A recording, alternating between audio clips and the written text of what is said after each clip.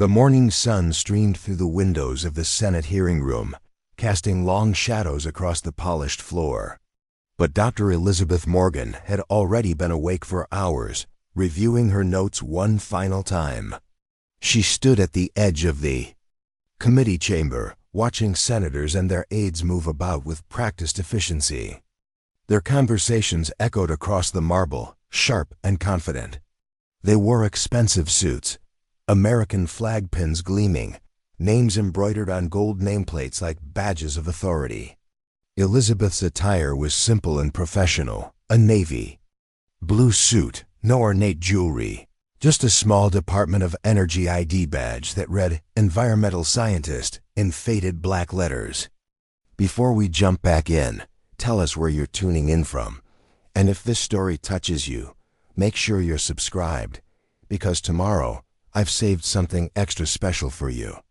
At her feet lay a weathered leather briefcase containing 5 years of meticulous research on groundwater contamination at federal nuclear facilities. She had documented radiation levels nearly 20 times the legal limit, spreading dangerously close to agricultural lands and water sources that supplied 3 states. The evidence was conclusive, the danger real, and today she would finally present her findings to people who could actually do something about it. "Morning, Dr. Nobody," called out Senator James Harrington, the committee chairman, his voice carrying that casual dismissal Elizabeth had grown used to. "Make sure your little presentation doesn't run over time today. We've got real experts scheduled after lunch." Elizabeth nodded without responding. She'd learned that silence was safer than defending herself. Harrington's committee had been overseeing nuclear safety for 2 terms, and from day one, they'd made it clear where she stood in the pecking order. Harrington himself was a 30-year veteran of Washington politics with connections throughout the defense industry, the kind of man who could make or break careers with a single phone call. "You know what I heard," said Representative Thomas Klein, Harrington's closest ally on the committee, loud enough for everyone to hear. "I heard they only let her testify because of some diversity quota. Female scientist checks all the boxes." The group erupted in laughter. Elizabeth felt her jaw tighten, but she kept her expression neutral. Her hands instinctively tightened around the leather handle of her briefcase. Inside were water samples, soil analysis, and migration patterns that painted a disturbing picture of negligence and cover-up. Last month, she discovered cancer. Rates in 3 counties downwind from the facility were nearly 6 times the national average. She'd written up a detailed report and submitted it through proper channels. It had been ignored. "Hey, Morgan," Harrington's voice cut through her thoughts. "Since you're just standing around, make yourself useful. We need someone to sort these committee documents while we finish our pre-hearing meeting. Think you can handle that?" "Yes, Senator," Elizabeth replied, her voice steady despite the humiliation burning in her chest. As the committee members moved toward their private conference room, she overheard Klein speaking to the newest member, a young freshman senator. "Named Diane Collins. Don't let the PhD fool you," Klein said. "That scientist has never seen real political pressure. She's all theories and test tubes." Collins glanced back at Elizabeth with a mixture of curiosity and pity. "What's her story?" "Story?" Harrington laughed. "There is no story. She's a glorified lab technician who thinks she's found some government conspiracy. The committee keeps her on the witness list for the optics, but when the real decisions start, she stays out of the room." Elizabeth closed her notebook and walked to the shaded area behind the press section. Her hands were steady as she arranged the committee documents, but inside, something was shifting. She'd endured months of dismissal, jokes, and casual cruelty. She'd told herself it was just part of the process, that proving herself would take time. But as she looked at her research, this irrefutable evidence that could save thousands of lives, she realized something had changed. She wasn't just angry anymore, she was determined. Preparing and narrating this story took us a lot of time, so if you are enjoying it, subscribe to our channel. It means a lot to us. Now back to the story. The hearing was scheduled to begin at noon, and Elizabeth had noticed something in the latest data that morning. The contamination wasn't just spreading, it was accelerating, creating conditions that could turn a public health concern into a full-blown environmental catastrophe. She tried to mention it to the committee clerk, but he'd waved her off. "Leave the scientific interpretations to the industry experts, Dr. Morgan," he'd said dismissively. Now, as she watched the room fill with industry lobbyists, press, and concerned citizens, Elizabeth felt a familiar knot in her stomach. The data was clear, the danger obvious, but she was just the scientist, just the messenger. No one would listen to her warnings, not yet. As the senators took their seats and the cameras began rolling, Elizabeth made a quiet decision. She wouldn't water down her testimony anymore.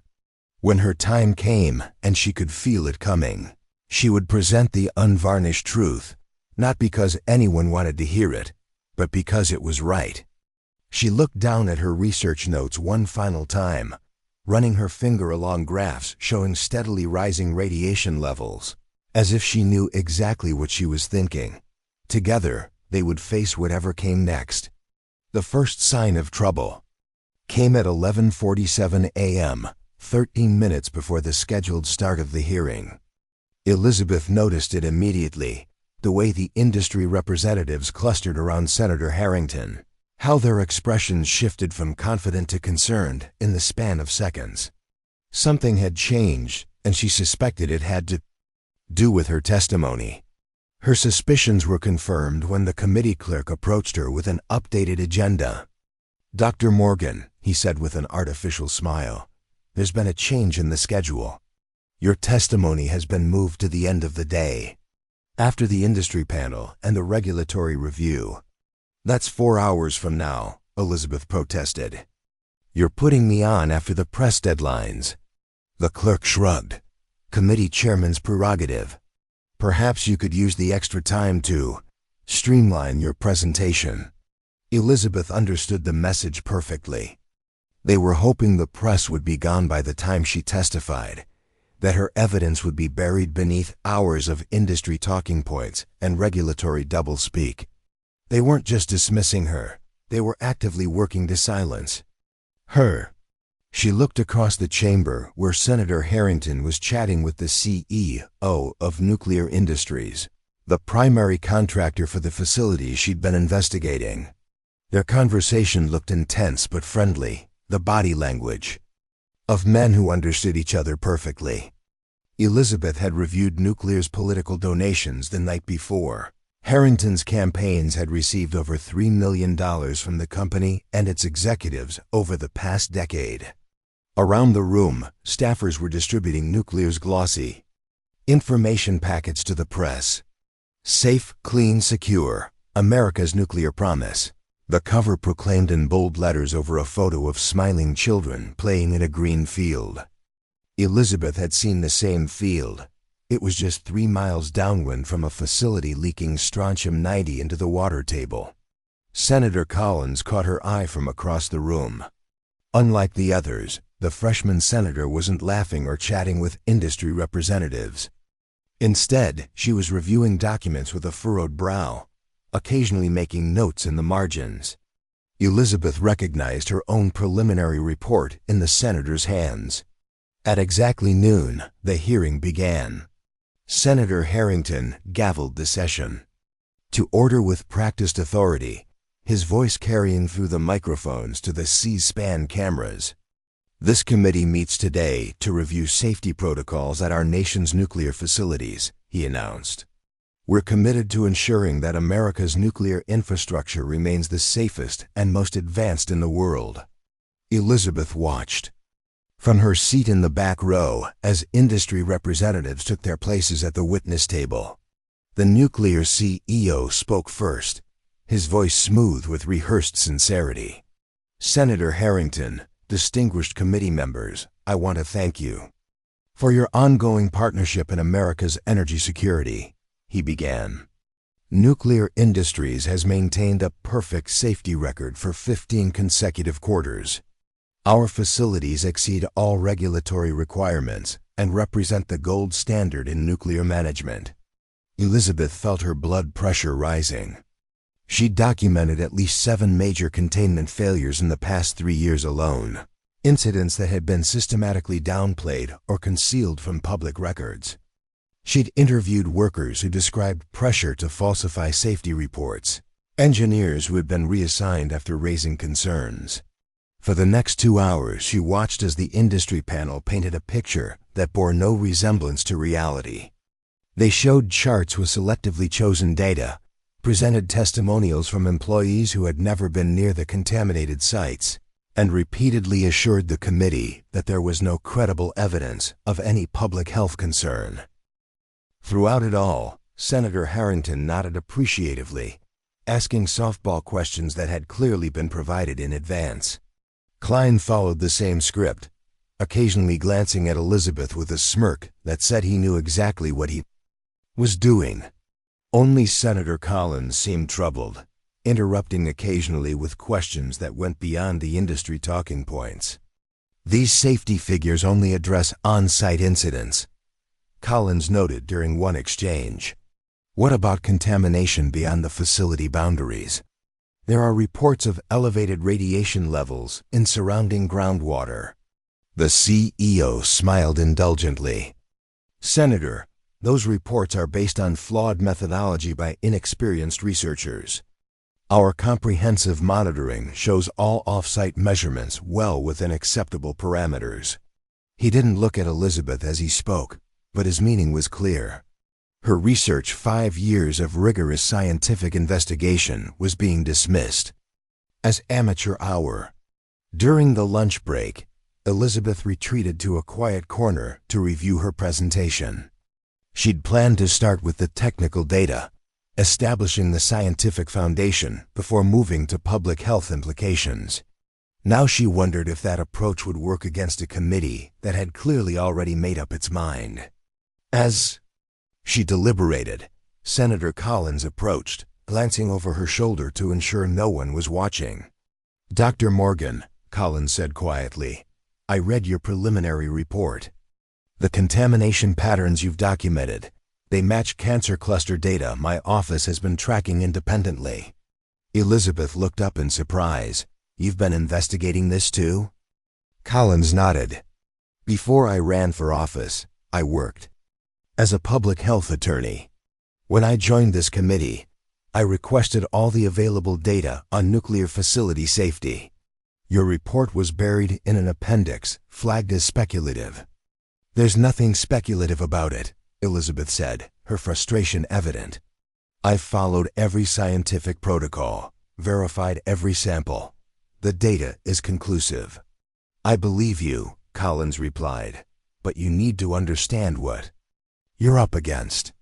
Harrington has been protecting these contractors for years. They fund his campaigns, hire his former staffers, donate to his foundation.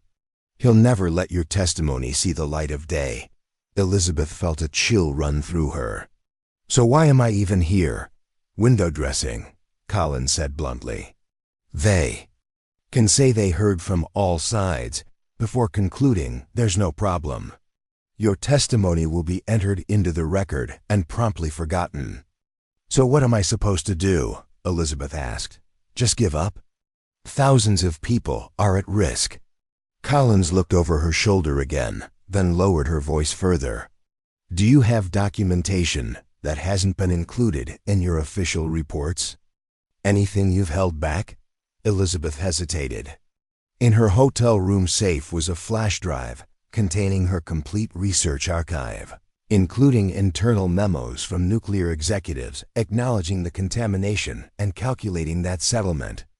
Costs for future lawsuits would be cheaper than proper remediation.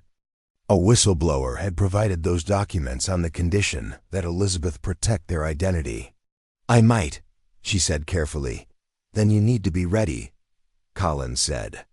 "They're going to try to discredit you, to make you look emotional or inexperienced. When that happens, don't take the bait. Stay focused on the science and wait for your moment." "What moment?" Collins smiled grimly. I've requested a classified briefing file from the Department of Energy. If it arrives in time, I'm going to ask you about specific contamination sites that aren't in the public record yet.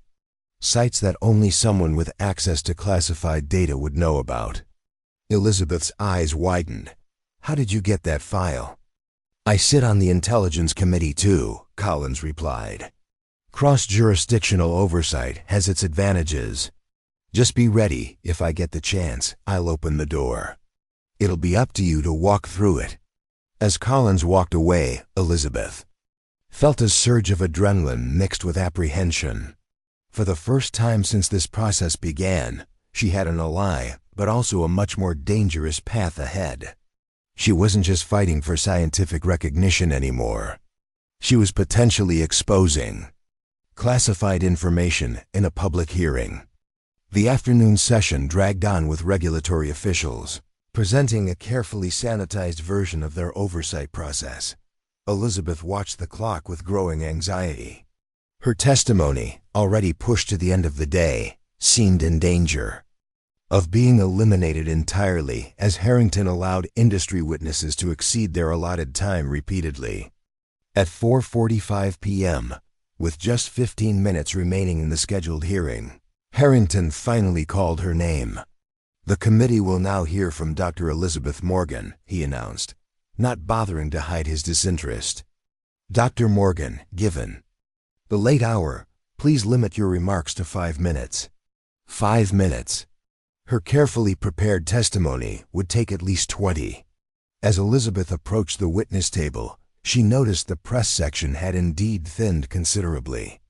Only a few reporters remained, most looking bored as they checked their phones. She arranged her documents, adjusted the microphone, and took a deep breath. Senator Harrington, committee members, thank you for the opportunity to present my findings. My name is Dr. Elizabeth Morgan, and I am an environmental scientist with the Department of Energy. For the past 5 years, I have been monitoring groundwater contamination at and around federal nuclear facilities in the western United States. Elizabeth kept her voice steady, professional. She wouldn't give them any reason to dismiss her as emotional or unprepared. My research has documented radiation levels far exceeding legal limits in groundwater, systems that supply agricultural irrigation and municipal water to communities in 3 states. The contamination is not contained, as has been reported. It is actively spreading at an accelerating rate. She placed her first graph on the display screen, showing radiation measurements across time and distance from the facility. As you can see, the contamination extends well beyond the security perimeter. These readings were taken from public wells, agricultural irrigation systems, and natural springs that feed into the regional watershed. Harrington interrupted almost immediately. Dr. Morgan, these claims directly contradict the testimony. We've heard from industry experts and regulatory officials. Are you suggesting that everyone else who has appeared before this committee is mistaken? The trap was set early. Make her accuse more credentialed witnesses of incompetence or dishonesty, then use that to paint her as arrogant or conspiracy-minded. I am not making claims about other witnesses, Senator, Elizabeth replied carefully. I am presenting empirical data collected according to established scientific protocols. The radiation levels in these samples speak for themselves. And yet nuclear's comprehensive monitoring shows no such contamination, Harrington countered. Their scientists have decades of experience in nuclear safety. What makes your methodology more reliable than theirs? Elizabeth fought to keep her composure. My methodology follows EPA and International Atomic Energy Agency standards for environmental sampling. The difference is not in the methods but in the locations sampled. My research specifically targeted areas outside the standard monitoring perimeter, following geological formations that channel groundwater movement. She switched to her second slide, showing a map of the region with monitoring sites clearly marked. The official monitoring program uses these fixed locations, she explained, pointing to blue dots on the map. But groundwater doesn't move uniformly. It follows paths of least resistance through permeable rock layers. When I adjusted sampling to account for these geological factors, the contamination became immediately apparent. Senator Klein jumped in, his tone condescending. Dr. Morgan, isn't it true that background radiation exists naturally in many geological formations? Couldn't your discoveries simply be natural variations being misinterpreted by, forgive me, somewhat limited experience? Elizabeth had anticipated this line of attack. The isotopic signature of the radiation in these samples matches precisely the waste profile from the facility in question. These are not natural background variations, but specific man-made radioactive elements used in the exact processes conducted at this site. She could see frustration building in Harrington's expression. She wasn't taking the bait, wasn't becoming defensive or emotional. She was countering each attempt to discredit her with calm, scientific responses. "Your time is nearly expired, Dr. Morgan," Harrington said, glancing pointedly at the clock. "Do you have anything to add before we conclude?" This was at her last chance to get the truth on record. Elizabeth straightened her shoulders and looked directly into the camera. "Yes, Senator. Beyond the environmental data, my research has identified statistically significant increases in thyroid cancers, leukemia, and birth defects in communities downstream from these facilities. The public health implications are, that's speculation. Beyond your expertise," Harrington cut in sharply. "You're an environmental scientist, not an epidemiologist. Let's not venture into alarmist territory." Before Elizabeth could respond, Senator Collins spoke up. "I'd like to ask the witness some questions, Mr. Chairman." Harrington frowned. "Senator Collins, we're well past our scheduled adjournment." "I understand, but given the seriousness of these allegations, I believe thorough examination is warranted," Collins replied, already shuffling through a folder marked with classified. "Document warnings. Dr. Morgan, I'd like to ask you about some specific locations not included in your public reports." The energy in the room shifted instantly. The remaining reporters sat up straighter. Harrington's expression darkened. "Senator Collins, if you're referring to classified information, I have proper clearance for these documents." "Mr. Chairman," Collins interrupted, "as does Dr. Morgan through her position at the Department of Energy. These questions are appropriate for this forum." Collins turned to Elizabeth, her expression unreadable. "Dr. Morgan, are you familiar with monitoring Site 237B, located approximately 2 miles northeast of the main facility, adjacent to an underground aquifer that feeds into the Marshall Creek watershed?" Elizabeth felt a surge of adrenaline as Senator Collins mentioned Site 237B. This was one of the classified monitoring locations, never acknowledged in public documents. The fact that Collins had access to this information meant she had indeed obtained the classified files. "Yes, Senator, I am familiar with that location," Elizabeth confirmed, keeping her voice steady despite her racing heart. "And what did your sampling at that site reveal?" Collins asked. Elizabeth glanced briefly at Senator Harrington, whose face had turned an alarming shade of red. She then looked directly at Collins and answered with precision. Site 237B showed strontium-90 concentrations at 27 times the legal limit, with evidence of migration into the Marshall Creek watershed, which supplies drinking water to approximately 170,000 people in Carson County. A murmur ran through the room. The remaining reporters were frantically taking notes now, recognizing that something unexpected was happening. "And was this contamination reported to the appropriate regulatory authorities?" Collins continued. "I included it in my classified briefings to the Department Oversight Committee," Elizabeth replied. "The information was deemed too sensitive for public disclosure." Collins nodded, then pulled out another document. "I also have information about Site 412D, located near the western perimeter adjacent to agricultural land. Are you familiar with the findings from that location? Before Elizabeth could answer, Harrington slammed his gavel down. This line of questioning is inappropriate for an open hearing, he declared. Senator Collins, you are potentially compromising classified information. Collins remained unruffled. With respect, Mr. Chairman, I'm not revealing any specific measurements or technical details that would compromise national security. I'm simply establishing whether Dr. Morgan's research encompasses these locations. Nevertheless, I am ending this line of questioning, Harrington insisted. This hearing is adjourned. Point of order, Mr. Chairman, Collins countered. Committee rules allow each member at least 5 minutes to question witnesses. I have not exhausted my time. The standoff was tense. Harrington clearly wanted to shut down the hearing, but doing so would violate his own committee's procedures, creating a procedural controversy that would only draw more attention to Elizabeth's testimony. After a moment, Harrington relented. You have 3 minutes, Senator Collins. Proceed with caution. Collins turned back to Elizabeth. Dr. Morgan, in your professional opinion, do the contamination patterns you've documented pose an imminent threat to public health? Yes, Senator, they do, Elizabeth answered firmly. The radioactive material is moving through groundwater systems at an accelerating rate.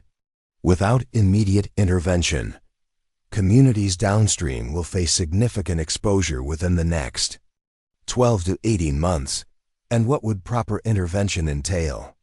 A comprehensive remediation program, including groundwater extraction, soil containment, and installation of filtration systems for affected water supplies, Elizabeth explained. The technology exists, but implementation would be costly and would require acknowledgement of the problem's existence and scope. Collins nodded thoughtfully. One final question, Dr. Morgan. In your review of historical data, did you find evidence that nuclear industries or regulatory officials were aware of this contamination before your investigation began? This was the most dangerous question, yet the one that would directly implicate powerful people in a cover-up. Elizabeth thought of the whistleblower documents on her flash drive, of the internal memos showing years of deliberate concealment. Based on my analysis of internal monitoring data that I was able to access through my security clearance, there is evidence suggesting that anomalous readings were detected at least 3 years before my investigation began, Elizabeth said. Carefully, those readings appear to have been classified as equipment malfunctions and were not followed up with additional testing. The room fell silent. Even Harrington seemed momentarily stunned by the implication. Thank you, Dr. Morgan, Collins said. No further questions, Mr. Chairman. Harrington quickly gavelled the session closed, but the damage was done. The remaining reporters were already rushing for the doors, phones in hand. Elizabeth's testimony and the suggestion of a years-long cover-up would make headlines despite the committee's attempts to bury it.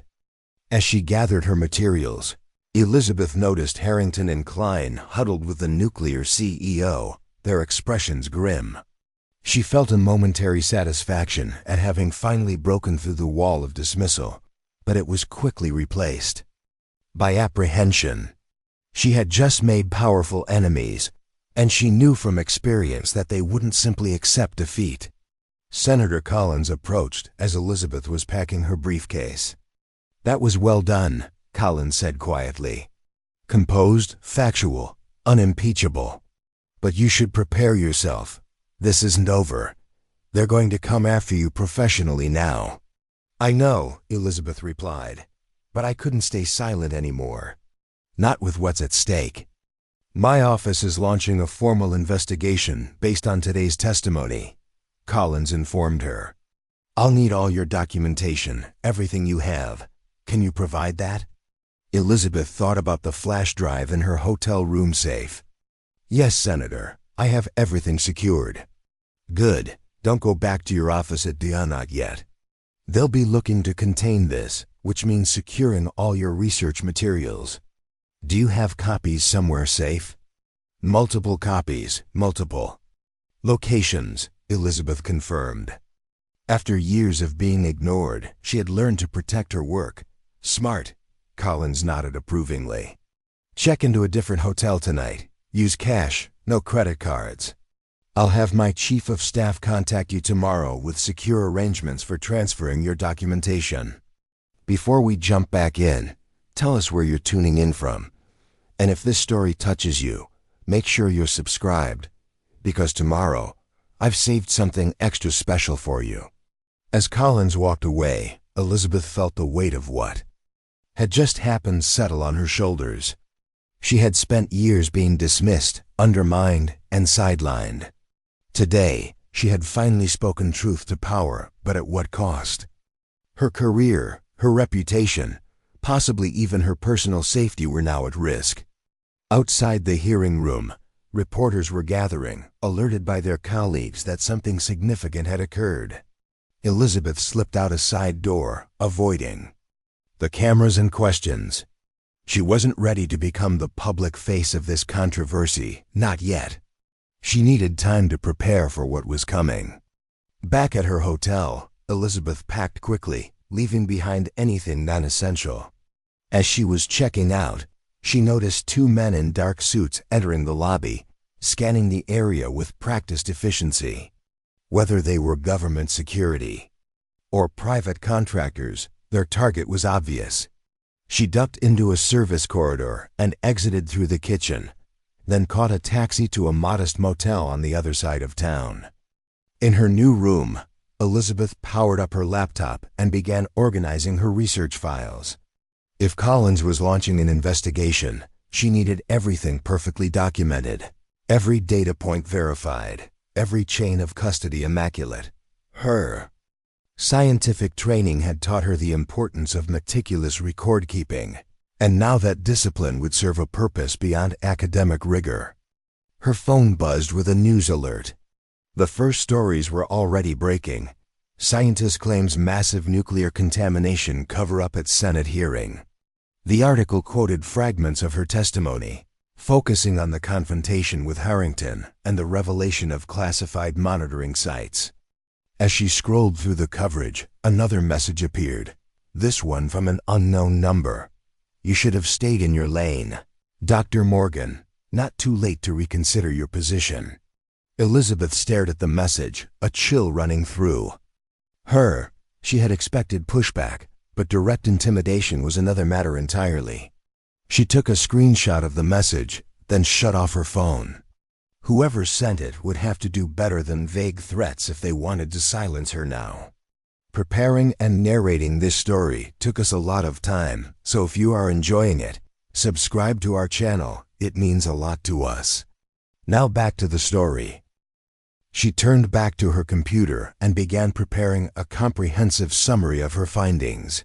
Not the sanitized version she had submitted to the department, but the full unvarnished truth with all its damning implications. If anything happened to her, this document would ensure the truth wouldn't be buried. As night fell, Elizabeth found herself in an unfamiliar position. For years, she had been the overlooked scientist, the Dr. Nobody that powerful men could dismiss without consequence. Now suddenly, people were paying attention, some who wanted to help her expose the truth, others who would do anything to keep it hidden.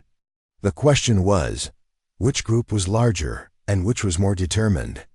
Morning brought a flurry of developments. Elizabeth's testimony had indeed made headlines, though many reports framed it as a claim or allegation rather than scientifically documented fact. Nuclear Industries had issued a statement denouncing her as a disgruntled employee with a personal agenda and questioning her methodological rigor. More concerning was an official statement from the Department of Energy distancing itself from her research. Dr. Morgan's investigation was not sanctioned by department leadership, and her conclusions have not been subjected to the department's standard peer review process. It was a calculated move to isolate her professionally, while avoiding direct comment on the accuracy of her findings. Elizabeth had expected no less, but seeing her own agency throw her under the bus still stung. A knock at the motel room door made her freeze. She hadn't told anyone where she was staying. Moving silently, she approached the door and looked through the peephole. Standing outside was a young woman in a business suit whom Elizabeth didn't recognize. "Dr. Morgan?" The woman called. "I'm Catherine Reed, Senator Collins's chief of staff. The senator sent me to bring you to a secure location." Elizabeth hesitated. "How do I know you're who you say you are?"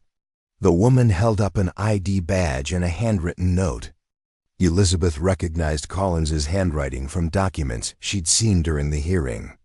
Still cautious, she opened the door just enough to take the note and read it. "Dr. Morgan, trust Catherine. She'll bring you somewhere safe. We need to move quickly." The files confirmed everything. Collins, Elizabeth gathered her belongings and followed Catherine to a waiting car.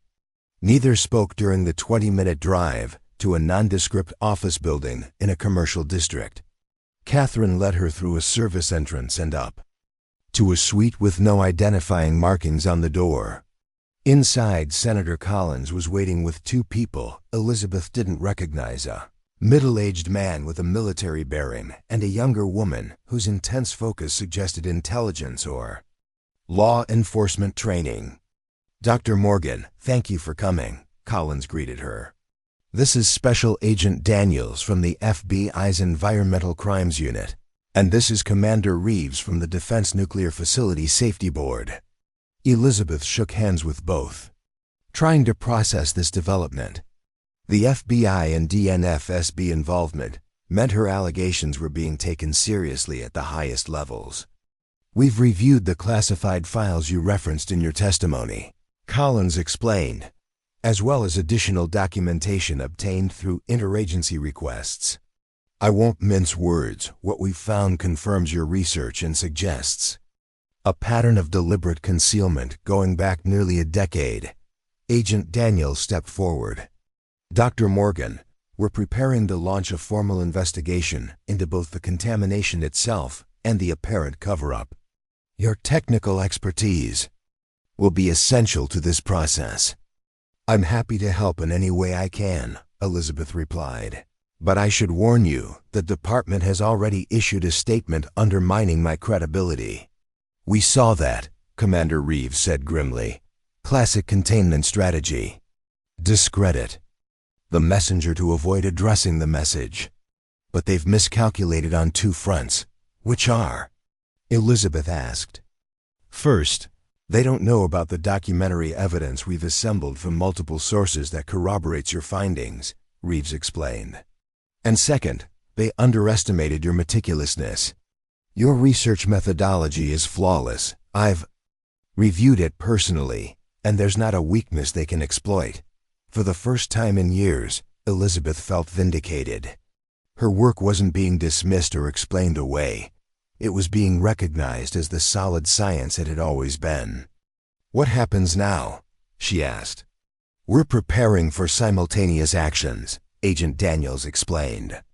"Search warrants for nuclear facilities and records, subpoenas for company executives and regulatory officials, and emergency assessment of the affected watersheds to determine immediate public health interventions. Meanwhile," Senator Collins added, "we need to prepare you for what's coming. Nuclear and their allies won't go down without a fight. They're going to attack your research, your methods, your character, anything to discredit your testimony." Elizabeth nodded. She had expected as much. "How do we counter that?" "With overwhelming evidence," Collins replied. "I'm convening a special hearing next week, not in Harrington's committee, but in the Government Oversight Committee, where I have more allies. We'll present the complete picture, including the classified materials that have now been properly declassified for this purpose." The next 7 days were the most intense of Elizabeth's professional life. She worked around the clock with the investigative team, compiling evidence, preparing exhibits, and anticipating counterarguments. Meanwhile, as Collins had predicted, the attacks intensified. Nuclear surrogates appeared on news programs questioning Elizabeth's qualifications and suggesting she had manipulated data to advance a radical environmental agenda. Anonymous sources within the Department of Energy claimed she had been passed over for promotion multiple times due to temperament issues and inability to work within established protocols. Most painfully, former colleagues whom Elizabeth had considered friends issued statements distancing themselves from her work, suggesting she had become obsessed with finding contamination and had lost scientific objectivity. The pressure was immense, but Elizabeth found herself strangely calm. After years of being dismissed and marginalized, she was finally fighting in the open, with the full facts on her side.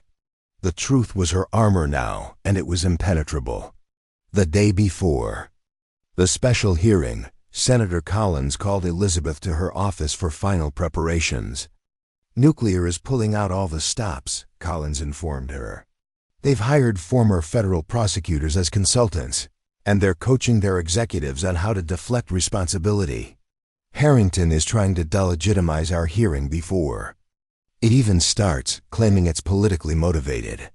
"Are we still going forward?" Elizabeth asked. "Absolutely," Collins confirmed. "But there's been a significant development I need to share with you." She handed Elizabeth a file containing email correspondence between nuclear executives and regulatory officials. The messages explicitly discussed suppressing monitoring data from the sites Elizabeth had investigated, with one executive writing, "If this gets out, the liability would bankrupt us. Find a way to classify these results or reinterpret them within acceptable parameters." Elizabeth's hands trembled slightly as she read. "Where did you get these?" "A whistleblower inside nuclear came forward after your testimony," Collins explained. "Apparently, your courage inspired theirs. They've provided these documents and more, including internal memos about the containment failures you identified." Elizabeth thought about the years she'd spent being ignored and dismissed, treated like an annoying distraction by people who knew she was right all along. The emotion threatened to overwhelm her, but she pushed it down. This wasn't about vindication anymore. It was about justice for the communities at risk and accountability for those responsible. "Will the whistleblower testify?" she asked. Collins nodded. "They've agreed to appear alongside you tomorrow. Their testimony will corroborate yours from the inside, creating a complete picture that even Harrington and his allies won't be able to discredit." As Elizabeth left Collins's office, she felt a strange sense of calm settle over her. Tomorrow would be challenging. She would face hostile questioning, attempts to undermine her credibility, and the full force of corporate power trying to discredit her findings. But for the first time, she wouldn't be facing it alone. The dismissed scientist who had once been relegated to sorting committee documents would now be the star witness in one of the most significant environmental hearings in decades. The data she had meticulously gathered, the contamination she had diligently tracked, and the dangers she had persistently warned about would finally receive the attention they deserved. As she prepared her final notes for the hearing, Elizabeth reflected on the journey that had brought her to this moment. She had never sought confrontation or controversy. She had simply followed the science where it led, maintained her integrity. When it would have been easier to look away, and refused to be silenced when powerful interests wanted her to disappear. Tomorrow, the truth she had fought for would finally be heard, not because anyone had granted her permission to speak, but because she had earned the right through uncompromising dedication to scientific integrity and public safety. The woman they had dismissed as Dr. Nobody was about to change everything. The morning of the Government Oversight Committee hearing dawned clear and cold. Elizabeth stood at the window of her hotel room, watching the early light illuminate the Capitol dome in the distance. Today would determine whether years of dismissed warnings would finally lead to action, or whether powerful interests would once again bury the truth beneath layers of denial and distraction. Her phone buzzed with a message from Senator Collins. Larger room assigned due to media interest. Security enhanced. Arrive through basement entrance. Stay focused today. Elizabeth smiled slightly at the last instruction. Focus had never been her problem, being heard was. But today would be different. Today, people were finally listening. She dressed with careful consideration, choosing a charcoal gray suit that projected professionalism without ostentation. No flashy jewelry or distracting accessories, just her credentials and her evidence. The science would speak for itself. Before we jump back in, tell us where you're tuning in from. And if this story touches you, make sure you're subscribed, because tomorrow I've saved something extra special for you. When she arrived at the Capitol, Elizabeth was surprised by the scene that greeted her. The hallways outside the hearing room were packed with journalists, environmental activists, and concerned citizens. Some held signs with her name and messages of support. "Trust Dr. Morgan," and "Science, not silence." A security officer escorted her through the crowd to a small preparation room where Senator Collins was waiting with the nuclear whistleblower. Elizabeth had spoken with him by phone, but was meeting him in person for the first time. Michael Chambers had been Nuclear's environmental compliance director for 12 years. He was a tall man with graying hair and the weary expression of someone who had carried a heavy secret for too long. "Dr. Morgan," he said, extending his hand.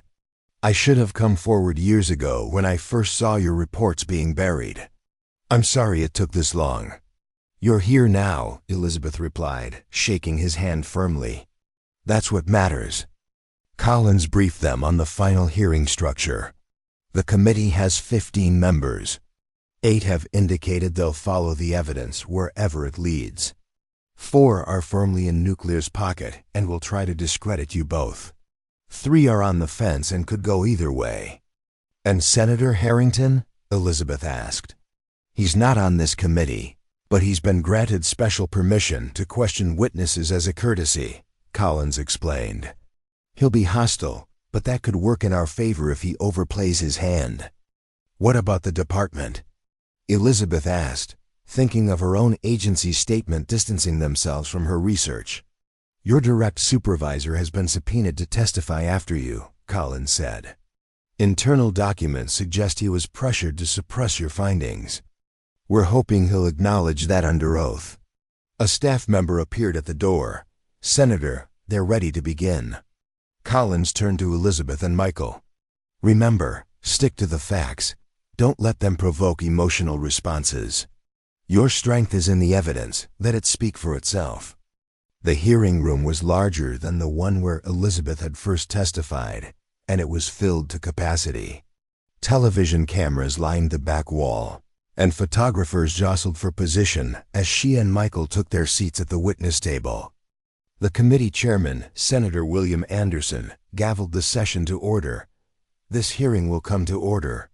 The Senate Government Oversight Committee meets today to investigate allegations of environmental contamination at federal nuclear facilities and potential failures in regulatory oversight." Anderson was a veteran legislator known for his no-nonsense approach to government accountability. He continued with the formal introduction. "Our first witnesses are Dr. Elizabeth Morgan, environmental scientist with the Department of Energy, and Mr. Michael Chambers, former environmental compliance director at Nuclear Industries." Elizabeth noticed the slight emphasis Anderson placed on former. Michael had resigned his position to testify, sacrificing a 6-figure salary and decades of professional relationships to come forward with the truth. "Dr. Morgan, please proceed with your opening statement," Anderson directed. Elizabeth leaned toward the microphone, her voice steady and clear. "Thank you, Mr. Chairman and committee members. I appear before you today not as an advocate or activist, but as a scientist committed to factual accuracy and public safety." She methodically outlined her findings, starting with the initial radiation anomalies she had detected and progressing through 5 years of increasingly concerning data. Unlike her previous testimony, she now had the time to present her complete methodology, data verification processes, and the rigorous protocol she had followed. "The evidence is unequivocal," she concluded. Radioactive contamination from these facilities has breached containment systems and is actively migrating through groundwater toward populated areas. This isn't a potential future concern. It is happening now, and it demands immediate intervention. As she spoke, slides displaying her data appeared on large screens around the room. The patterns were unmistakable, steadily increasing radiation levels, forming a contamination plume that extended miles beyond the facility boundaries. "Thank you, Dr. Morgan," Anderson said when she finished. "Mr. Chambers, your opening statement, please." Michael's testimony was even more damning. He described systematic efforts within nuclear to conceal contamination data, manipulate test results, and pressure regulatory officials to look the other way. "I personally witnessed the falsification of safety reports," he stated. "I was instructed to reclassify concerning data as anomalous readings and to avoid documenting conversations about containment failures. When Dr. Morgan's initial findings reached our office, executives made it clear that discrediting her research was a top priority, not because it was wrong, but because it was right." A murmur ran through the audience. Even senators who had seemed skeptical were now leaning forward, paying close attention. "We have copies of internal memos," Michael continued, explicitly acknowledging the contamination Dr. Morgan identified, and calculating that litigation costs for future health claims would be less expensive than proper remediation. In essence, the company made a business decision to allow radiation exposure rather than invest in necessary containment measures. The questioning began with Senator Collins, who walked Elizabeth through the technical aspects of her research, establishing the scientific validity of her methods and findings. Elizabeth responded with precise, jargon-free explanations that made the complex science accessible without oversimplifying it. Then came the hostile questions. Senator Davis, whose campaigns had been heavily funded by nuclear industry contributions, attempted to undermine Elizabeth's credibility. "Dr. Morgan, isn't it true that your findings have been rejected by the scientific community?" he asked. "No, Senator, that is not accurate," Elizabeth replied calmly. "My research has not been widely circulated within the scientific community because it was classified by the department. The few independent scientists who have reviewed it have confirmed my methodology and conclusions. But the Department of Energy itself has questioned your findings," Davis persisted. "The department issued a statement noting that my research was not commissioned by leadership," Elizabeth corrected. "They did not dispute the accuracy of my data or conclusions. There's an important distinction there." Davis shifted tactics. "You've been described by colleagues as having a personal vendetta against nuclear energy. Isn't this crusade more about advancing an anti-nuclear agenda than actual science?" Preparing and narrating this story took us a lot of time, so if you are enjoying it, subscribe to our channel. It means a lot to us. Now back to the story. Elizabeth had anticipated this line of attack. "Senator, my professional background includes work on nuclear fusion, research at MIT, and safety protocol development for next-generation reactors.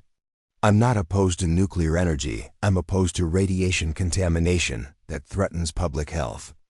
Those are very different positions." Throughout the questioning, Elizabeth maintained her composure, never rising to provocations or allowing herself to be drawn into political debates. She consistently redirected the conversation back to the scientific evidence, the documented contamination, and the public health implications. Michael faced similar attacks but responded with the insider knowledge that only someone in his position could possess. When challenged about his motivations for coming forward, he was refreshingly direct. "I spent 12 years helping nuclear hide the truth," he said. "I'm testifying today because I can't live with that anymore. The people in affected communities deserve to know what's in their water." The most dramatic moment came when Senator Harrington finally took his turn at questioning. His face was flushed with barely contained anger as he addressed Elizabeth. "Dr. Morgan, you've made some extremely serious allegations about a company that employs thousands of Americans and provides critical infrastructure for our national security. He began. Yet you seem to have appointed yourself the sole arbiter of environmental safety, bypassing established channels and protocols.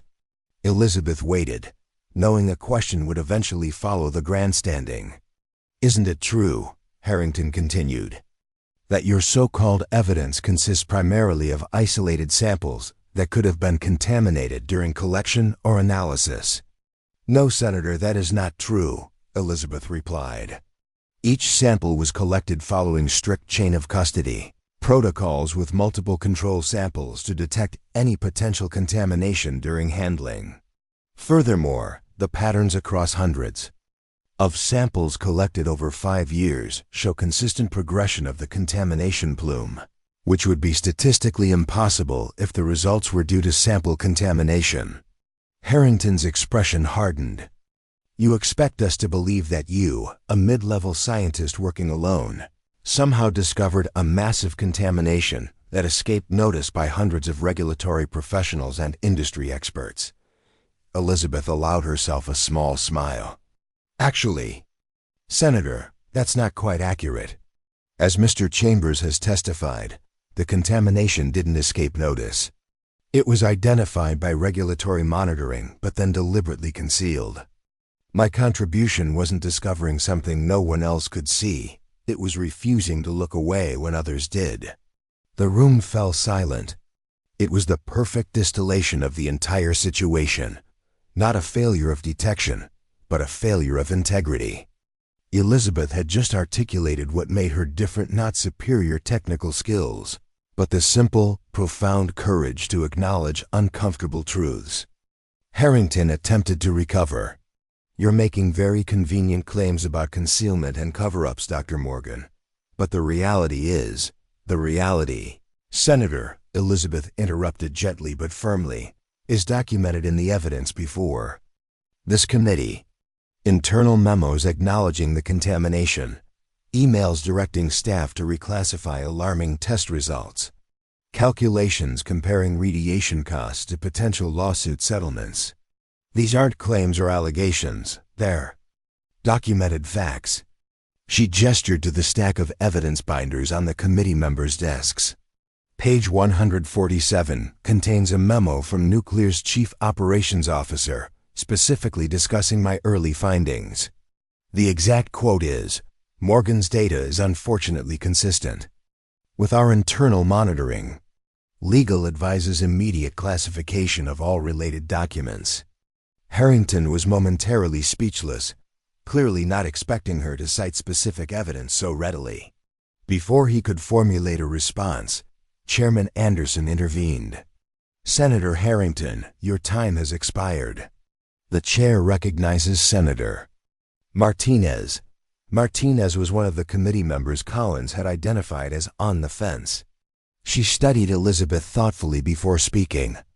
Dr. Morgan, if everything you and Mr. Chambers have presented is accurate, and I must say the documentation is compelling, what are the immediate public health implications for communities near these facilities? This was the question Elizabeth had been waiting for, the one that moved beyond politics and blamed to the actual human impact of the contamination. Based on the current migration rate of the contamination plume, Elizabeth explained, groundwater feeding agricultural irrigation systems in Carson County will exceed safe radiation limits within 4 to 6 months.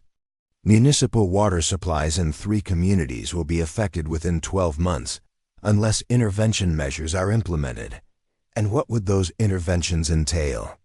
Martinez pressed. Immediate steps would include alternative water supplies for affected communities, cessation of agricultural use of contaminated water, and installation of extraction wells to intercept the leading edge of the contamination plume, Elizabeth detailed. Longer-term remediation would require more extensive measures, including subsurface barrier systems and possibly soil removal in the most heavily contaminated areas. At what cost? Martinez asked.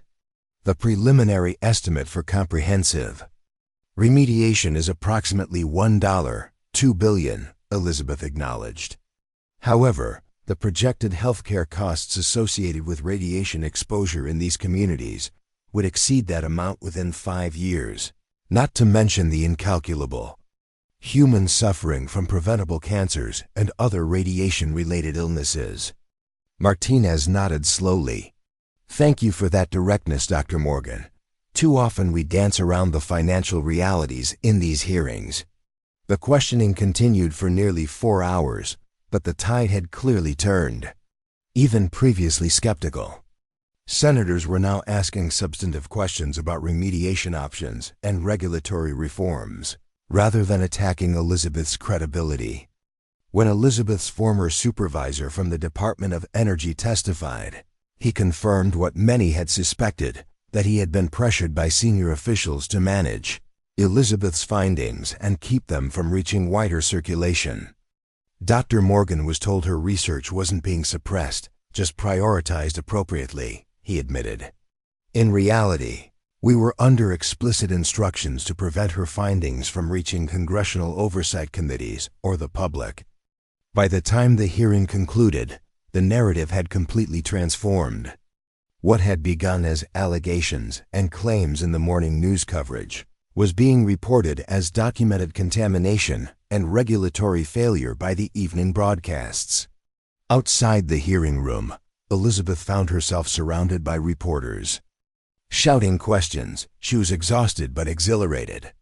After years of being dismissed and marginalized, her persistence had finally broken through the barriers of indifference and institutional resistance. Senator Collins appeared at her side. "You did brilliantly," she said quietly. "The committee is convening an emergency session tonight to draft immediate action recommendations. This is happening, Elizabeth. Real change is coming because you refuse to be silenced." As they navigated through the crowd, a woman approached them. She was in her early 40s, with the weathered complexion of someone who spent considerable time outdoors. "Dr. Morgan," she said, her voice thick with emotion, "I'm Sarah Kendall from Carson County. My daughter was diagnosed with thyroid cancer last year. She's 11 years old. There are 12 children in our town with similar diagnoses." Elizabeth felt a tightness in her chest. This was why she had persisted despite the professional cost, not for vindication or recognition, but for people like Sarah Kendall and her daughter. "The doctors couldn't explain the cancer cluster," Sarah continued. "But I heard you testify about the contamination in our watershed, and suddenly it all makes sense. I just wanted to thank you for fighting for us when no one else would." Elizabeth took Sarah's hands in hers. "I'm so sorry about your daughter. The committee is taking immediate action to address the contamination, and part of that will include specialized healthcare screening and treatment for affected communities." Sarah nodded, tears in her eyes. "You know, they told us we were imagining things, that we were just hysterical parents looking for someone to blame. They dismissed us just like they dismissed you." "That ends today," Elizabeth assured her. "The evidence is too clear to ignore anymore." As Sarah walked away, Michael approached. He looked simultaneously drained and relieved, like someone who had set down an unbearable weight after carrying it too long. 12 years, he said quietly. "I knew for 12 years and said nothing. How do you reconcile that?" Elizabeth considered his question carefully. "You're speaking out now, when it matters most. That counts for something important." "Does it?" he asked. "I could have prevented so much harm if I'd had your courage years ago." "Courage isn't about never making mistakes," Elizabeth replied. "It's about correcting them when you recognize them, regardless of the personal cost. What you did today took tremendous courage, Michael." Later that evening, Elizabeth sat in Senator Collins's office, watching news coverage of the hearing. The headline on one network read, "Senate Hearing Confirms Nuclear Contamination Cover-Up. Emergency Response Authorized." The committee vote was unanimous, Collins informed her, hanging up the phone. Even Harrington's allies couldn't ignore the evidence once it was fully presented. Emergency funds are being released tonight for immediate water safety measures in affected communities. Elizabeth leaned back in her chair, the reality of what they'd accomplished finally sinking in. What happens next? A lot of things simultaneously, Collins replied. The Justice Department is opening a criminal investigation into nuclear executives who participated in the cover-up. EPA is deploying emergency response teams to begin remediation planning. HHS is establishing specialized healthcare monitoring for affected communities. She paused, then added, and the President wants to meet with you tomorrow to discuss a new oversight initiative for nuclear facilities. They're creating a special independent monitoring agency, and they want your input on its structure and authority. Elizabeth was momentarily speechless. From dismissed scientist to presidential advisor in the span of a week, the transformation was almost too much to process. This is just the beginning, Elizabeth, Collins continued.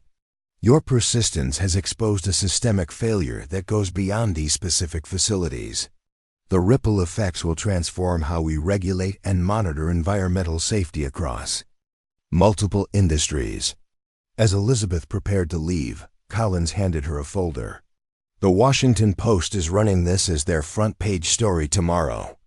I thought you might want to see it first. The headline read, "The Scientist Who Wouldn't Be Silenced. How Dr. Elizabeth Morgan Exposed a Decade of Deception and Saved Countless Lives." Elizabeth stared at the headline, remembering all the times she'd been called Dr. Nobody, all the meetings where her research had been dismissed, all the subtle and not-so-subtle suggestions that she should focus on less controversial projects. If she wanted to advance her career, was it worth it? Collins asked, watching her reaction. All the years of being marginalized and dismissed? Elizabeth thought of Sarah Kendall and her daughter, of the communities that would now receive the protection and medical attention they deserved, of the regulatory reforms that would prevent similar contamination in the future. Yes, she said. Simply, it was worth every moment. As she left the Capitol that night, Elizabeth reflected on the journey that had brought her to this point. Her vindication hadn't come from confrontation or political maneuvering, but from an unwavering commitment to scientific truth and public safety. When others had looked away from uncomfortable facts, she had kept looking closer. When powerful interests had tried to bury her findings, she had dug deeper. The scientist they had dismissed as insignificant had transformed into the expert whose testimony commanded national attention, not because she had changed, but because she had refused to change, refused to compromise her integrity or abandon her responsibility to the public good. Tomorrow would bring new challenges implementing remediation plans, establishing monitoring protocols, designing regulatory reforms that would prevent future contamination. But for the first time in years, Elizabeth would face these challenges, not as an isolated voice crying in the wilderness, but as a respected authority with the full weight of scientific validation and public support behind her. The woman they had once called Dr. Nobody had become the scientist nobody could ignore, proving that sometimes the most powerful force for change isn't loud confrontation, but quiet, unyielding persistence in pursuit of truth. 6 months after the landmark Senate hearing, Elizabeth stood on a windswept hilltop overlooking Carson County. Below her stretched acres of farmland, where specialized remediation equipment now extracted contaminated groundwater, filtered it through advanced purification systems, and returned clean water to the ecosystem. The massive operation, the largest environmental cleanup project in the nation's history, operated around the clock, steadily reclaiming land that had been silently poisoned for nearly a decade.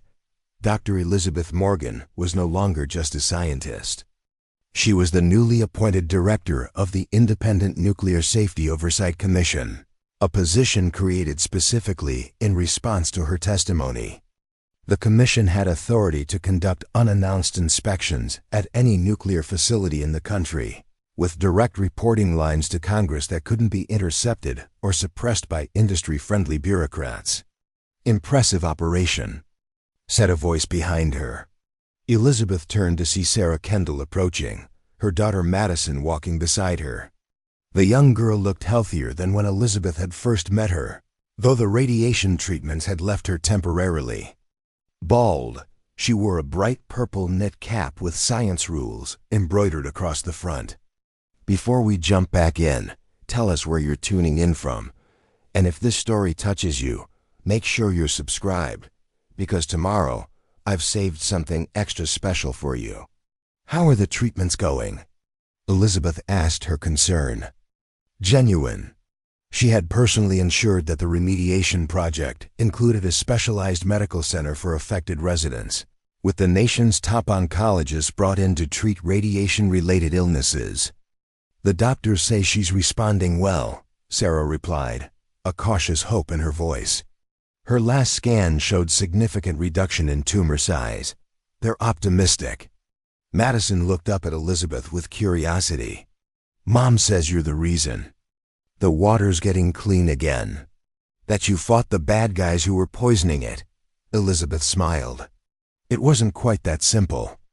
But yes, I helped make sure people knew about the problem so it could be fixed." "Were you scared?" Madison asked with the directness only children can manage. Elizabeth considered the question thoughtfully. "Yes," she answered honestly. "I was scared. But sometimes doing the right thing is more important than being afraid." Madison nodded as though this made perfect sense to her. "That's what Mom says too. She says being brave doesn't mean you're not scared. It means you do things, even when you are scared." "Your mom is very wise," Elizabeth replied. Sharing a smile with Sarah, they stood together watching the remediation equipment below, each lost in their own thoughts. For Elizabeth, moments like this, connecting with the people her work had directly impacted, provided a form of validation far more meaningful than professional accolades or political appointments. The past 6 months had been a whirlwind of activity. Criminal indictments had been issued against 7 nuclear executives for their roles in concealing the contamination. The regulatory framework for nuclear facilities had been completely overhauled, with Elizabeth's commission at its center. And communities like Carson County were finally receiving the medical care, clean water, and environmental restoration they desperately needed. But the journey hadn't been without obstacles. Industry lobbyists had fought the new regulations at every turn. Senator Harrington had attempted to cut funding for the remediation project, though his efforts had been overwhelmingly defeated. And Elizabeth had faced personal attacks from industry surrogates who questioned her motives, her qualifications, and even her mental stability. Through it all, she had maintained the same calm, evidence-based approach that had initially broken through the wall of denial. When attacked, she responded with data. When questioned, she offered proof. When threatened, she simply continued her work with unshakable determination. "Dr. Morgan," Sarah said, interrupting her thoughts, "they're ready for you at the community center. The town hall meeting is about to start." Elizabeth nodded and checked her watch. The monthly town hall meetings were a key component of the remediation project, an opportunity for affected residents to ask questions, raise concerns, and receive updates directly from the scientists and officials overseeing the cleanup. "Will you be speaking today?" Sarah asked as they walked toward her car. "Yes," Elizabeth confirmed. "I'm presenting the latest groundwater test results. The news is encouraging. Contamination levels are down 47% since remediation began." Sarah's relief was visible. "That's going to mean a lot to people. There's been so much anxiety about whether this could really be fixed." "It can be fixed," Elizabeth assured her. "It's a long process, but the technology works. We're going to restore this land completely." As they drove toward the community center, Elizabeth reflected on how different her life was now compared to a year ago. Back then, she had been the overlooked scientist whose warnings were systematically ignored. Now communities looked to her as their advocate and protector. Government agencies saw her expertise, and even industry representatives treated her with grudging respect. The transformation wasn't just in how others perceived her, but in how she saw herself. She had always believed in the importance of her work, but now she understood its true power, not just to document problems, but to catalyze solutions. Science wasn't just about collecting data. It was about ensuring that data led to action. The community center was packed when they arrived. Nearly 300 residents had gathered to hear the latest updates on the remediation project. Elizabeth recognized many faces from previous meetings. Farmers concerned about their land, parents worried about their children's health, local officials grappling with the economic impact of the contamination. Michael Chambers was already there, setting up presentation materials. After his whistleblower testimony, he had joined Elizabeth's commission as Director of Compliance Enforcement. His insider knowledge of industry practices made him exceptionally effective at identifying potential violations before they became serious problems. "Tough crowd tonight," he murmured as Elizabeth joined him at the front of the room. The local paper ran a story this morning about contamination in the eastern watershed. "People are worried we missed something." "We didn't miss it," Elizabeth replied calmly. "It's in our latest monitoring report. The eastern watershed shows residual contamination, but it's contained and already declining under the remediation protocol." The meeting began with updates from various department heads, the medical director discussing treatment outcomes, the remediation engineer explaining extraction techniques, the EPA representative outlining soil testing procedures. Throughout these presentations, Elizabeth observed the audience carefully, noting their reactions and concerns. When it was her turn to speak, she approached the podium with the same quiet confidence she had displayed at the Senate hearing. "Good evening," she began. "I want to start by acknowledging something important. You were right all along. Preparing and narrating this story took us a lot of time, so if you are enjoying it, subscribe to our channel. It means a lot to us." Now back to the story. A murmur ran through the crowd. This wasn't the standard bureaucratic opening they had expected. For years, many of you reported concerns about water quality, unusual health issues, and environmental changes, Elizabeth continued. You were told there was no problem, that your concerns were unfounded, that the experts knew better than you did about your own community. She paused, making eye contact with various audience members. You were right, and the so-called experts were wrong or worse, dishonest. I want to acknowledge that truth before presenting any data, because rebuilding trust is just as important as rebuilding your environment. The tension in the room visibly eased. These people had spent years being dismissed by officials and experts. Elizabeth's acknowledgement of their valid concerns was a crucial first step in healing that breach of trust. She proceeded to present the latest monitoring results, explaining in clear, accessible language what the data showed about the remediation progress. When she mentioned the eastern watershed contamination, she addressed it directly rather than minimizing it. Yes, we've detected residual contamination in the eastern watershed, as reported in this morning's newspaper, she confirmed. This isn't unexpected. Our models predicted that contamination would persist longer in that area, due to the underlying clay layer that slows water movement. But I want to be absolutely clear.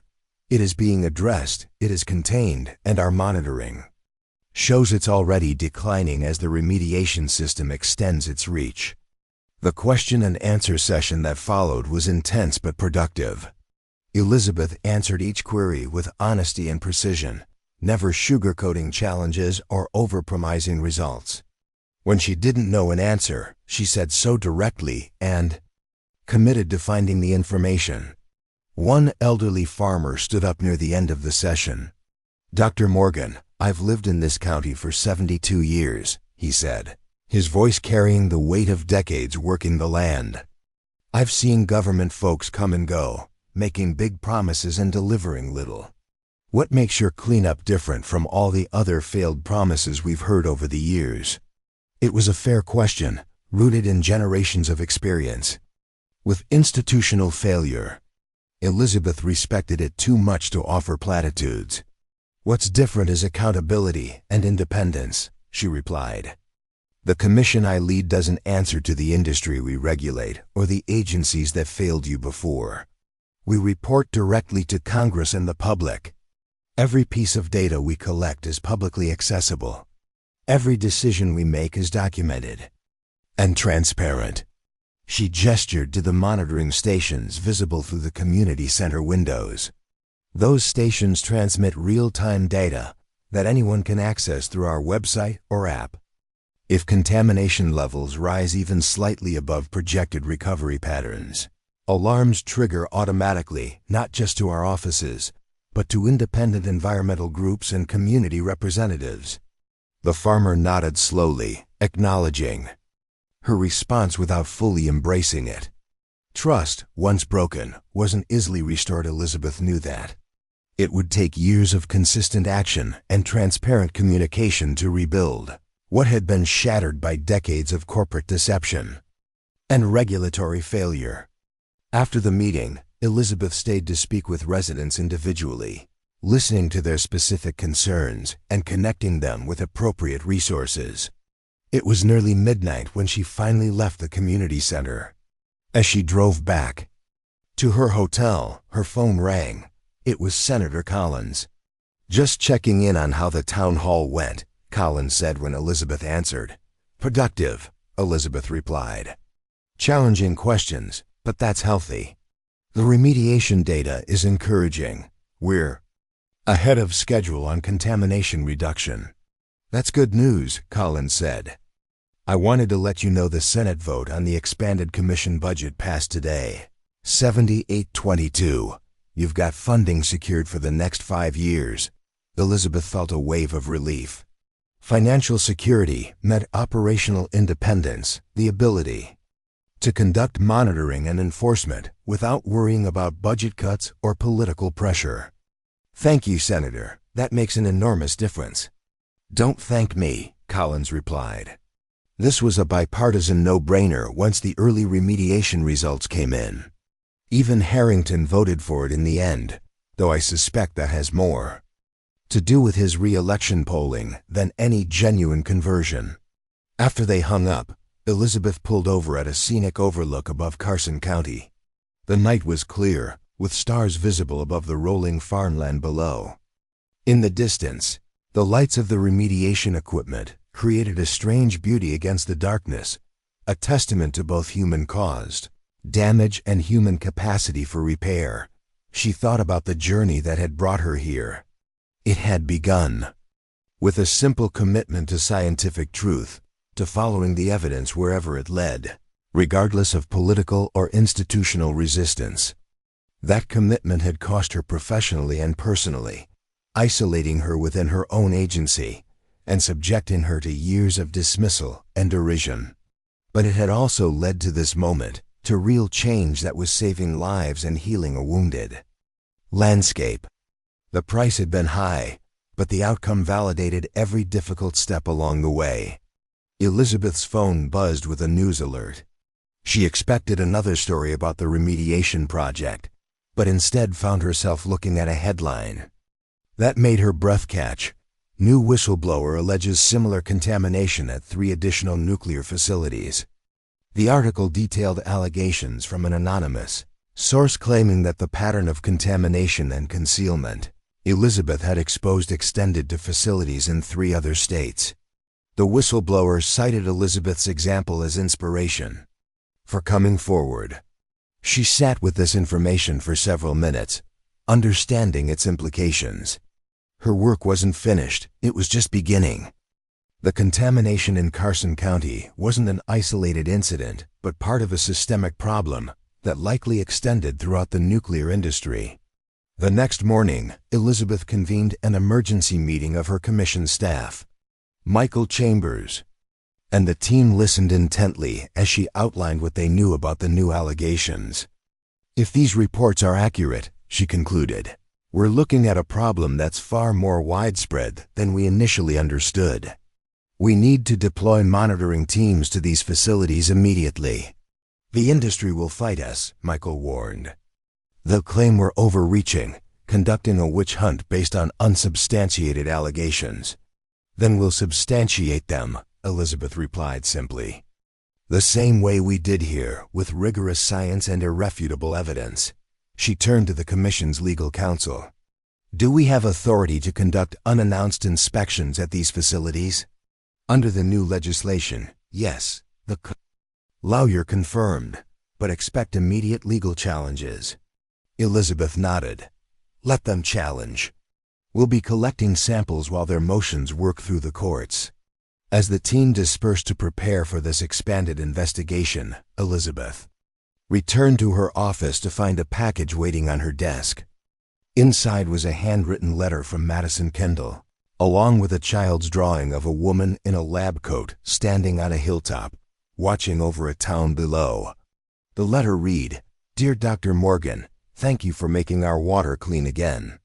My doctor says I'm getting better. When I grow up, I want to be a scientist like you who isn't afraid to tell the truth, even when grown-ups don't want to hear it. P.S. I drew you as a superhero because that's what you are. Elizabeth smiled, carefully pinning the drawing to her office bulletin board. Madison's perception was both touching and misguided. Elizabeth had never seen herself as heroic, merely persistent. She hadn't possessed special powers or exceptional courage, just an ordinary human commitment to doing her job properly, despite institutional resistance. But perhaps that was the most important lesson in all of this, that extraordinary change often comes from ordinary people simply refusing to compromise their integrity. Her superpower had been nothing more than professional thoroughness and basic ethical conviction qualities available to anyone who chose to exercise them. 3 weeks later, Elizabeth stood in a hearing room, much like the one where she had first been dismissed as Dr. Nobody.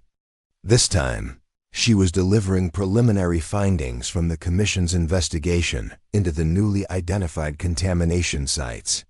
The initial data confirms the whistleblower's allegations, she testified. We have documented containment, failures and groundwater contamination at all 3 facilities, with migration patterns similar to those we observed in Carson County. Senator Harrington, now considerably more subdued in his questioning, asked about remediation prospects. With immediate intervention, we can prevent these contamination plumes from reaching population centers, Elizabeth responded. The technology and protocols developed in Carson County provide a template for effective remediation. What we need now is authorization to implement them without delay. The committee voted unanimously to approve emergency response funding. Stark contrast to the dismissal and delay that had characterized Elizabeth's early warnings. As she left the hearing room, reporters crowded around her, shouting questions about the new findings and remediation plans. Elizabeth answered with her characteristic precision, neither dramatizing the situation nor minimizing its seriousness. One reporter asked a question that cut to the heart of the matter. Dr. Morgan, you were ignored and dismissed for years before anyone took your warnings seriously. Now you're leading a commission implementing the largest environmental cleanup in history. What changed? Elizabeth considered the question carefully. The evidence didn't change, she said finally. The science was always clear.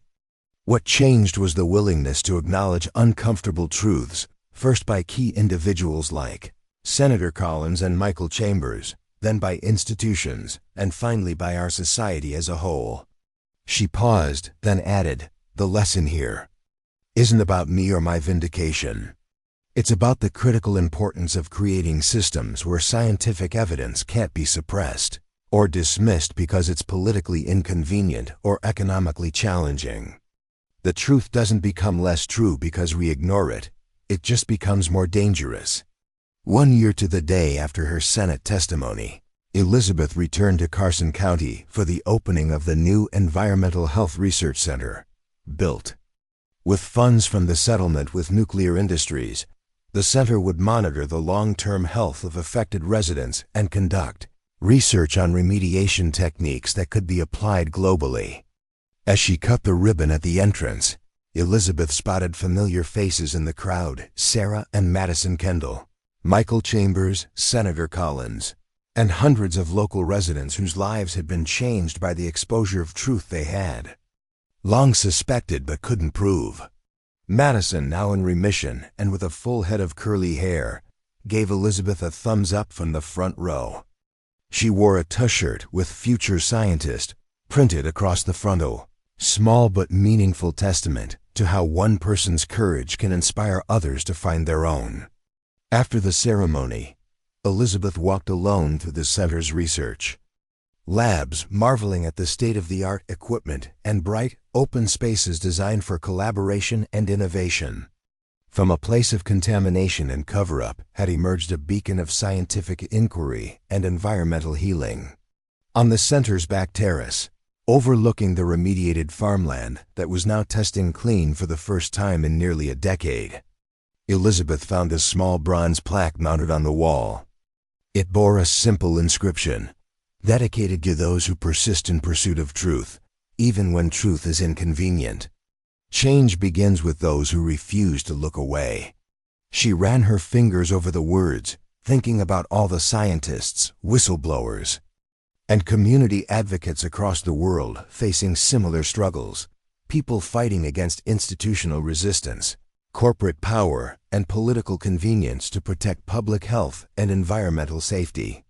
Her story had become a symbol and inspiration for others, but Elizabeth knew the real work continued every day in laboratories, community meetings, and regulatory offices, anywhere people chose professional integrity over expedience, scientific truth over political convenience.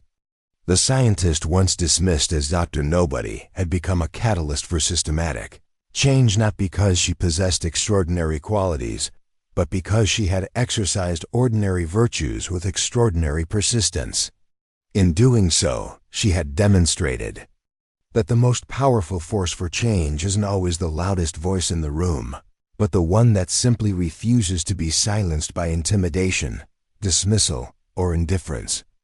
As the sun set over the restored landscape of Carson County, Elizabeth made a quiet promise to herself and to all those who would come after her, that she would continue to create spaces where truth could speak plainly, where evidence mattered more than influence, and where the health of communities would never again be sacrificed for corporate convenience or political expediency. The transformation was complete, not just her personal journey from dismissed scientist to respected authority, but the larger transformation of the system that had failed to protect the vulnerable. It wasn't a perfect solution or a finished story, but it was meaningful progress born from one person's simple, powerful decision to stand firmly on the side of truth, regardless of the personal cost. Up next, you've got two more standout stories right on your screen. If this one hit the mark, you won't want to pass these up. Just click and check them out. And don't forget to subscribe and turn on the notification bell so you don't miss any upload from us.